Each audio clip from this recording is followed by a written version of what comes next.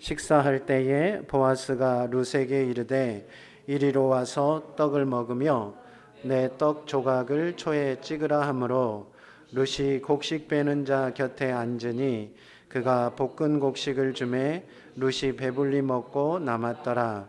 룻이 이삭을 주우러 일어날 때에 보아스가 자기 소년들에게 명령하여 이르되 그에게 곡식단 사이에서 줍게 하고 책망하지 말며 또 그를 위하여 곡식 다발에서 조금씩 뽑아 버려서 그에게 줍게 하고 꾸짖지 말라 하니라.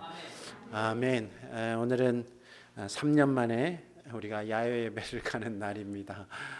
이런 날이 오기는 오네요. 다들 아마 마음이 좀 들뜨는 것 같은데 저도 마음이 들떴습니다. 그래서 예배를 드려야 되는데 야외 예배 나가서 먹을 밥은 다 준비가 됐는가? 내가 한 솥은 이렇게 앉혔는데 박옥래 권사님이 나머지 한 솥을 지금 앉혀놨을까 안 앉혔을까 이렇게 고민을 하고 있는데 아직도 눈치 없이 그냥 앉아 있네요. 오늘은 그런 아주 역사적인 날입니다. 마음이 이렇게 부웅 떠 있는 날이죠. 보통 우리가 야외 예배는 부활절 다음 주일에 우리가 야외 예배를 갔었습니다. 그런데 올해는 이제 코로나 거리두기가 5월부터 해제가 되어서 그래도 또 내년에 가는 것보다 급하더라도 부랴부랴 준비해서 나가보자 해가지고 벌써 한 2주 만에 저희가 준비해서 이렇게 나가게 됐습니다. 원래는 예배도 야외에서 다 드렸으면 좋겠다 싶었는데 가지 못하시는 분들도 계시고 또 여러 사정들이 있어서 우선 예배를 드리고 출발하기로 했습니다. 그런데 가지 못하시는 분들은 아예 안 나오시는 것 같기도 하고 이게 그런 상황이네요. 어쨌든 제가 그래서 오늘 말씀을 어떤 말씀을 준비할까 고민하다가 함께 먹는 이 식사 자리에 대한 말씀을 준비했습니다. 마침 저희가 룻기 하는 순서가 또 이 순서이기도 했어요. 하나님은 항상 우리에게 필요한 대로 말씀을 준비해 주시는 것 같습니다. 오늘 우리가 읽은 말씀은 룻이 이삭 줍기를 하던 중에 이제 새참 점심을 먹는 그런 일입니다. 한참 이삭 줍기를 하다가 식사를 할 때요, 보아스가 룻을 식사 자리로 부릅니다. 14절 말씀에 보면 식사 때 무엇을 먹었는지 3가지 음식이 나왔죠. 하나는 떡, 두 번째는 떡을 찍어 먹는 초, 그 다음에 세 번째는 볶은 곡식을 주었다라고 이야기합니다. 떡이라고 번역된 것은 아마 빵이겠죠. 우리말 이해하기 쉽게 떡으로 번역했을 겁니다. 그 다음에 초는요, 이 포도주를 발효해서 만든 식초를 말합니다. 여러분 옛날에 그 어렸을 때 그 막걸리 이렇게 발효해가지고 초 만든 거 기억하십니까?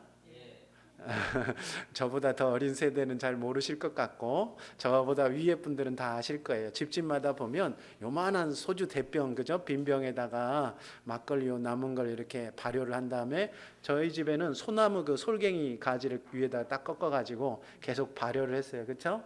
그래서 이제 나중에 식초로 그거를 이렇게 섞어가지고 쓰기도 하고 음식해서 할 때 먹기도 한 겁니다. 요즘으로 하면 뭐 같냐면 발사믹 소스라고 생각하시면 됩니다. 그래서 이제 이 사람들이 빵을 주로 많이 찍어 먹는 거죠. 이스라엘에는 이제 포도주가 흔하니까 막걸리가 아니고 포도주를 발효해서 그렇게 한 겁니다. 이 초라는 게요, 소화에도 굉장히 도움이 되지만 볕에서 일하는 사람, 땡볕에 일하는 사람의 체온을 낮춰주는 효과가 있습니다. 그래서 이스라엘 사람들은 밖에서 일할 때 항상 이 빵을 이 초와 함께 준비해서 그것을 찍어 먹습니다. 중동 사람들이 대부분 다 애용하는 음식입니다. 그 다음에 볶은 곡식을 주었는데요, 이 볶은 곡식은 그 나라 사람들의 주식입니다. 그래서 이 3가지 음식들을 나누어 줬다라고 이야기하는 거죠. 그러니까 룻에게 떡 그리고 초 볶은 곡식을 주었다라는 것은 자신들이 먹는 음식을 룻도 똑같이 함께 먹었다, 그런 이야기입니다. 아니 뭐 자기들 먹는 거 주지 그럼 뭐 못 먹는 개밥 줬을까 봐 이렇게 자세히 있었나 싶지만 이유가 있습니다. 이렇게 3가지 이렇게 특별한 일이라고 쓴 이유는 뭐냐면 우리가 거지 동냥하는 거 생각해 보면, 옛날 말로요, 생각해 보면 이게 어떤 일인지 금방 이해할 수 있습니다. 우리가 배고픈 것 같아서 거지들에게 먹을 것을 줄 때요, 뭘 줍니까? 예, 먹다 남은 밥. 그래서 인심 후한집도 식은 밥 주고 어제 먹다 남은 밥 이렇게 탈탈 털어갖고 이렇게 줍니다. 그리고 거지에게 그것을 줄 때에도 절대로 같은 상에 앉아서 먹지 않죠. 거지 배고프다고 옆에 앉아갖고 먹는 사람 보셨습니까? 아무도 그렇지 않습니다. 거지한테 동냥할 때는요, 식은 밥 이렇게 줘가지고 그냥 줘서 보내는 것이 아무리 인심 좋은 우리나라라도 아주 당연한 일이었습니다. 그런데 오늘 말씀해 보니까 이 보아스가 룻에게 떡과 초와 볶음국식을 주었다라고 이야기하지 않습니까? 그것은 뭐냐면 자기와 같은 사람으로 지금 룻을 대우하고 대접하고 있다. 그런 말이 되겠습니다. 그것을 가장 잘 표현해 주는 단어가 하나 있는데, 말이 하나 있는데 14절 앞에 이 룻이 보아스가 룻에게 이리로 와서 먹으라라고 말하는 표현이 등장합니다. 이리로 와서 먹으라 그랬으니까 아마 룻이 멀리 떨어졌을 것이다. 그러니까 아마 불렀을 것이다라고 생각을 하죠. 그런데 이 단어를 가만히 생각해 보면 이 추수하는 모습들이 머릿속에 굉장히 잘 떠오릅니다. 아침 일찍부터요, 사람들이 뜨거운 햇볕에 고생을 합니다. 보아스의 일꾼들이 고생을 하죠. 그러다가 드디어 일꾼이 와가지고 음식 준비한 사람들이 잔뜩 우리 새참 준비하듯이 들고 나와가지고 먹고 합시다. 에이, 윤씨 막걸리 한잔 하고 해. 이렇게 사람들을 다 불러 모은다라는 거죠. 그러면 종일 막 이 더운 볕에 막 이 땀 흘리고 막 이런 사람들이 아이고 죽을 뻔했네, 배고파서 죽을 뻔했네 하면서 막 다 몰려들잖아요. 막 서로를 막 격려하고 떠들고 그러면서 어떻게 합니까? 바로 이제 포도주를 한 잔씩 따라주죠. 우리로 치자면 막걸리를 따라주잖아요, 그죠? 자, 어렸을 때 제가 지금 야외예배 나가야 돼서 시간이 없는데 그래도 이런 건 해야 돼요. 제가 조금 장난꾸러기여서요. 저희 그 아버지가 항상 그 집에 막걸리를 꼭 주전자에 받아오게 했어요. 노란 주전자 여러분 기억나십니까? 집에 가면 이렇게 노란 주전자가 있었는데 그 주전자에 항상 이제 막걸리가 들어있거나 간혹 그 물이 들어있잖아요. 그죠? 대부분 둘 중에 하나가 들어있는데 제가 이거를 이렇게 제 동생이 목마르다 그래서 먹어갖고 주었더니 제 동생이 주전자에 목을 대고는 꿀떡꿀떡 마시더라고요. 그래서 취해서 내내 해롱됐던 기억이 있습니다. 다들 그러셨죠? 저만 그런 거 아니죠? 하여튼요, 그렇게 해가지고 일꾼들이 그야말로 한 잔씩 주고받으면서 분위기가 막 시끌벅적 하는 거예요. 그런데 그렇게 유쾌한 식사 자리하고는 전혀 어울리지 않는 사람이 있었는데 누구겠습니까? 네, 룻입니다. 이 사람은 따로 음식을 준비하지도 않았고 남의 나라, 그것도 자신의 민족을, 모압 민족을 극도로 혐오하는, 오늘 처음 보는 사람들과 같이 먹어야 하는 순서니까 자기는 음식도 없고 그 사람들 곁에도 가지도 못하고, 이 보아스가 물 필요하면 먹으라고 했지만 그 사람들에게 물 한 잔만 주십시오라고 말하기도 몹시 곤란한 처지에 있는 상황인 거죠. 그래서 아마 룻은 이 사람들이나 자기나 서로 불편하지 않도록, 왜냐하면 이삭을 줍게 해줬으니까 굉장히 호의는 최대한 베푼 거잖아요. 그러니까 이 사람들한테 자기 보면서 불편하지 않고 자기도 그 사람들 먹는 거 보면서 불편하지 않도록 저 멀리 떨어져서, 제 생각에는 아마 묶어놓은 이삭단 뒤쪽에 살짝 쭈그리고 앉았을 가능성이 굉장히 높습니다. 제가 어렸을 때 가끔 학교에 도시락 못 사간 적이 좀 있었는데요. 그런 날은 사교시 끝나면 끝나자마자 뛰쳐나갑니다. 나가가지고 어디로 갔죠? 다 아시잖아요. 경험이 있으니까. 네, 수도가로 가서 이 수돗물로 배를 꽁꽁 채우는 거예요. 혹시라도 누가 친구들이 볼까봐 몰래 숨어서 수도가를 가지고 물을 채웁니다. 이렇게 배를 잔뜩 채웠던 기억이 있습니다.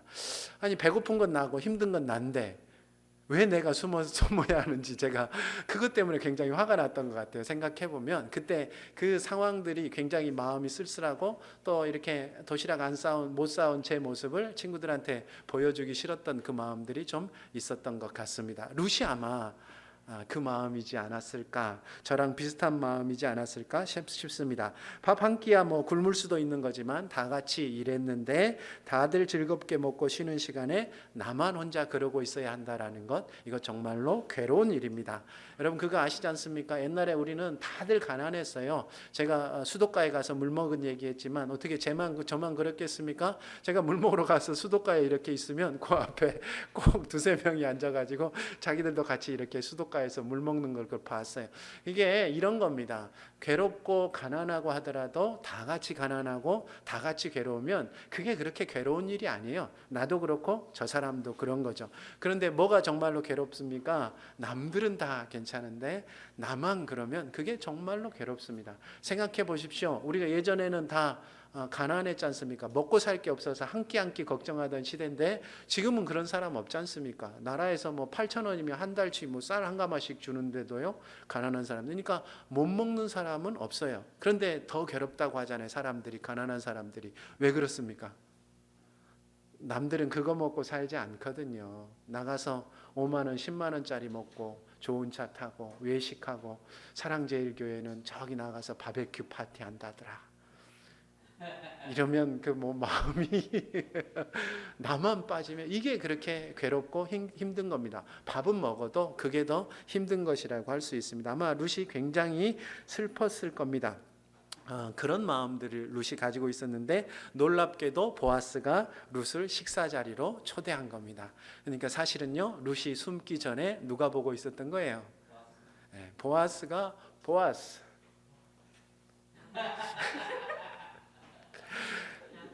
유머라니까요.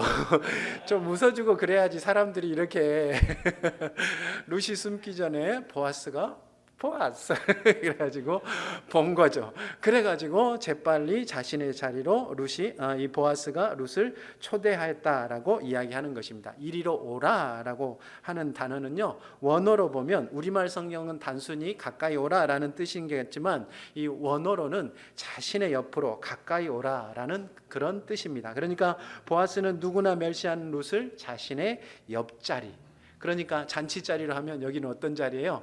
귀빈석이에요. 네, 손님, 아주 귀빈석으로 룻을 모셨다라고 이야기하는 겁니다. 여러분, 이 식사 자리 이후에 이 보아스의 일꾼들이 룻을 어떻게 대했겠습니까? 그때부터는 이제 뭐 이삭 주우러 오는 사람으로 취급할 수가 없어요. 자기 주인 옆에서 앉아서 주인하고 똑같이 먹은 사람이니까 귀빈 대접을 자기 주인처럼 대접할 수밖에 없었다라고 이야기합니다. 보아스가 정말 대단한 사람인 거예요. 그래서 보아스는요, 다른 부자와 굉장히 다른 모습을 보여줍니다.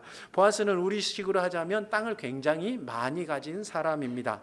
아마 옛날식으로 하자면 대감마님 정도겠죠. 그리고 대감마님은 우리가 사극에서 많이 보는 것처럼 아랫것들이랑 겸상을 하지 않습니다. 절대로 대감마님이 추수마당이라 그래서 일꾼들이랑 함께 겸상하지가 않아요. 전원일기라는 드라마 보신 적 있으십니까? 제가 오늘따라 옛날 얘기를 하는데 아주 장수 드라마죠. 요즘도 뭐 케이블 채널 보면 전원일기 나오잖아요. 거기에 그 하는 아저씨가 아버지로 나오잖아요. 그렇죠?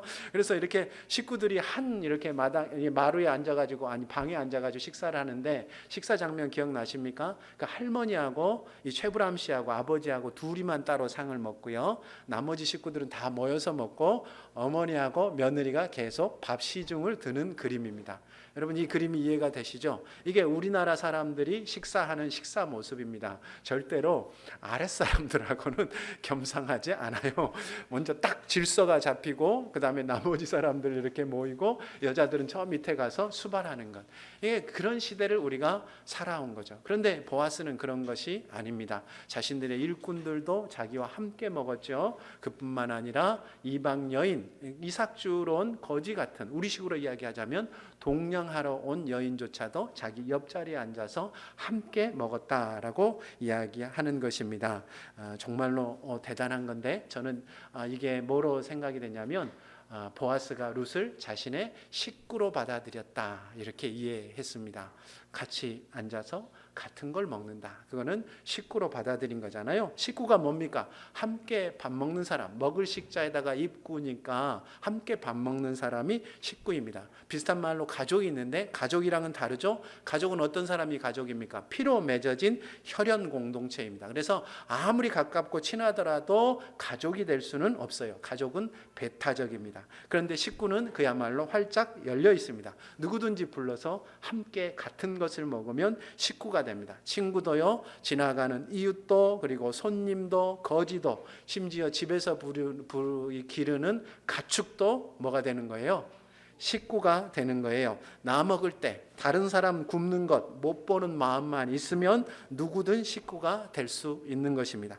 보아스의 식탁은 배고픈 사람이면 누구든 식구로 맞아주는 그야말로 활짝 열린 식탁이다라고 할 수 있습니다. 그런 면에서 이 보아스의 식탁은요, 누구의 식탁을 닮았냐면 예수님의 식탁을 닮았습니다. 세상 사람들이 가장 널리 알려진 예수님의 식탁은요, 마지막 만찬이잖아요. 그죠? 예수님이 죽으시기 전 제자들과 함께 하던 그 식사 자리입니다. 그 식사 자리에 누가 식구로, 가족으로 초대가 되어졌습니까? 예수님을 판 유다, 예수님을 저주하고 3번씩이나 부인한 베드로, 그리고 예수님을 버리고 달아난 제자들, 이렇게 있습니다. 그러니까 예수님의 식탁에는 지금 따지고 보면 누구만 있었어요?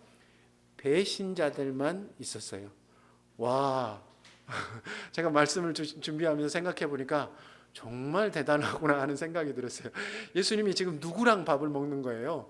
배신, 이제 몇 시간 오면 나를 배신할 사람들과 지금 한 명도 안 빼놓고 3년 동안 같이 동거동락했는데 배신할 사람들과 함께 이게 지금 떡과 포도주를 먹고 마시고 있는 거예요. 체했을까요? 안 체했을까요? 체하지 않았을까요?